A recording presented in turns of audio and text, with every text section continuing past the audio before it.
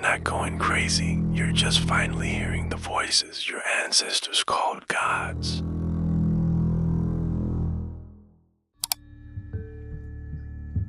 It's 1913. The world is on the brink of war. But something far more peculiar is happening behind the closed doors of a Swiss psychiatrist's mind. Carl Gustav Jung, student of Freud, father of analytical psychology, begins to see visions. Not fleeting dreams, not hallucinations, but vast mythic landscapes, prophets, serpents, blood-red seas, a procession of the dead, a voice calling from beyond the veil of waking life. And instead of running from it, he does the unthinkable. He writes it all down, not as fiction, not as delusion, but as direct experience, a confrontation with the unconscious so powerful, it threatens to unmake him. This was not psychology as the world knew it. It was something older, closer to shamanism, closer to mysticism. Jung called it active imagination.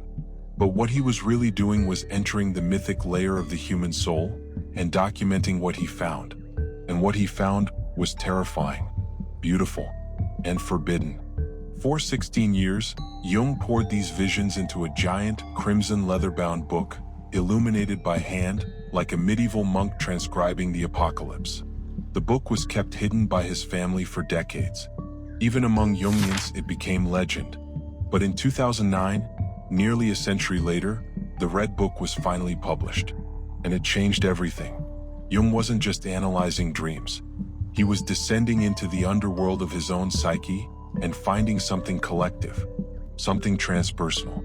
Inside the Red Book are beings that don't seem to come from Jung at all. Characters like Philemon, the old wise man with wings who speaks in riddles, or Salome, the blind prophetess who dances with serpents.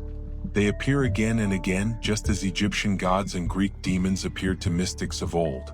Jung believed these weren't inventions. He called them archetypes, universal patterns embedded in the human psyche, shared across time and culture. The implications were staggering. If Jung was right, then inside each of us is a myth. A personal myth, yes, but one that taps into a universal current. Meaning, your depression might not just be psychological. It might be a call from the underworld. Your anxiety, not a disorder, but a threshold. A pressure to cross into the unknown and discover who you really are beyond the ego's mask. But to get there, you have to do what Jung did. You have to go in. You have to let go of control. Abandon the map. Face the dragon inside your own story. Because what the Red Book shows in painful detail is this. Transformation is not a straight line. It is death and rebirth, descent and return. Ego death, shadow encounter, sacred union. Jung's journey was archetypal because it mirrored the old initiatory paths. The shaman's descent into madness, the hero's fall into the abyss, the mystic's union with the divine. But instead of going to a temple, he built one inside himself. Instead of reading scripture, he wrote it in real time in blood-red ink on thick parchment paper. And when he emerged, he didn't tell the world, not yet. Instead, he went silent, continued his professional work, developed terms like synchronicity, anima and animus, individuation. But the source of it all, the dreamscape that birthed his insights, remained locked away. What? Because he knew the world wasn't ready. Carl Jung called it the confrontation with the unconscious.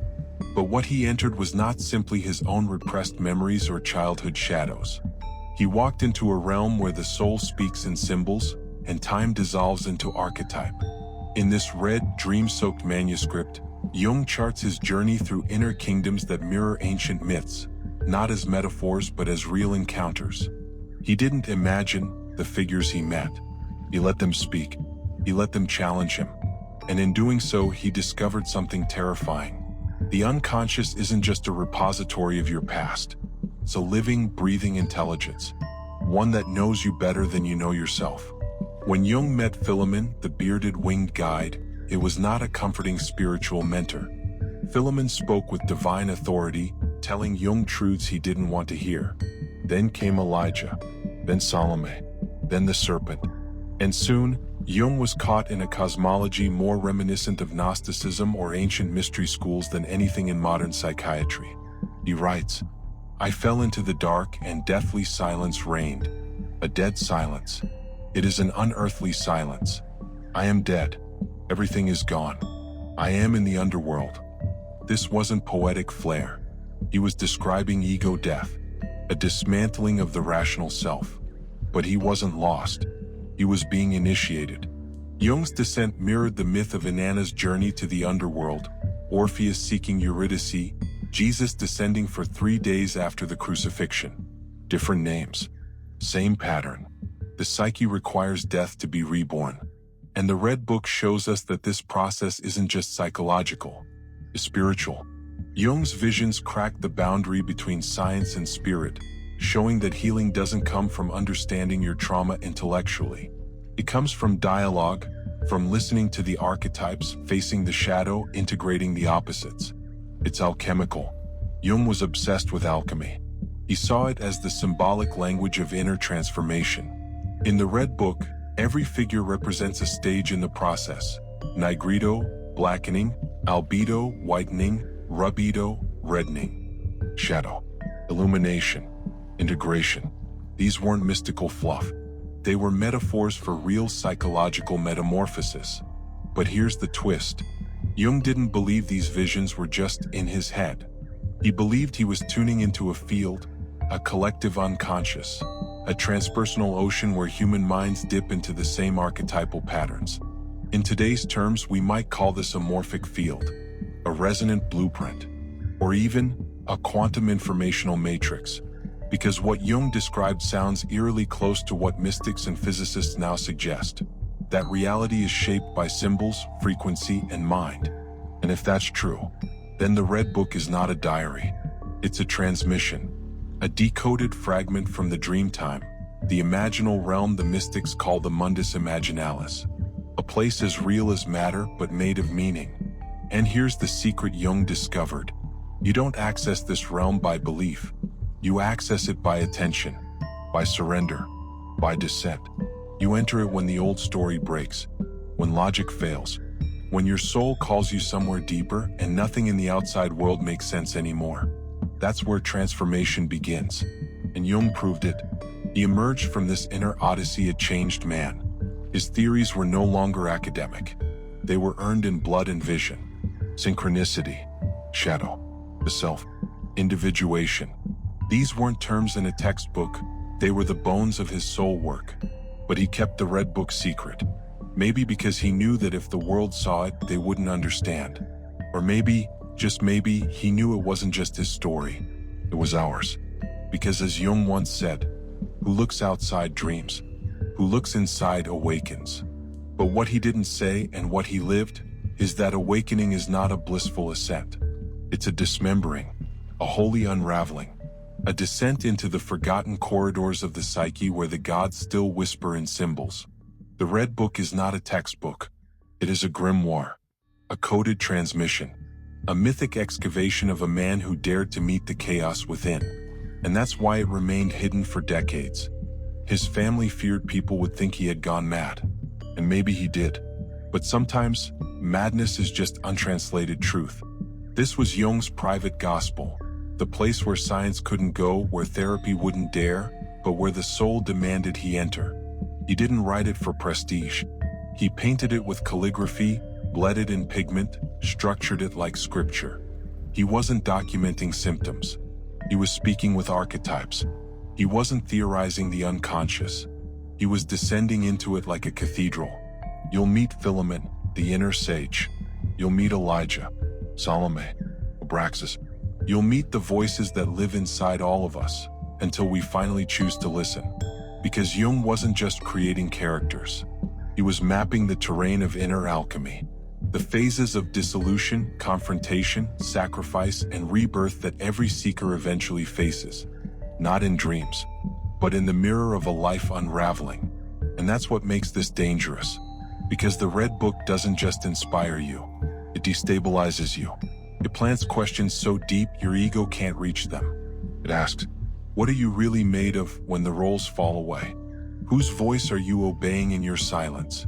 What God still rules the temple of your instincts? Jung knew that our greatest illness wasn't depression. It was spiritual amnesia.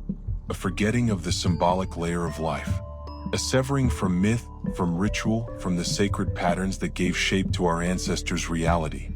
But symbols don't die, they just sink deeper. And today they emerge as panic, as disconnection, as restlessness. You think it's burnout, but it's the soul banging on the inside of your skin.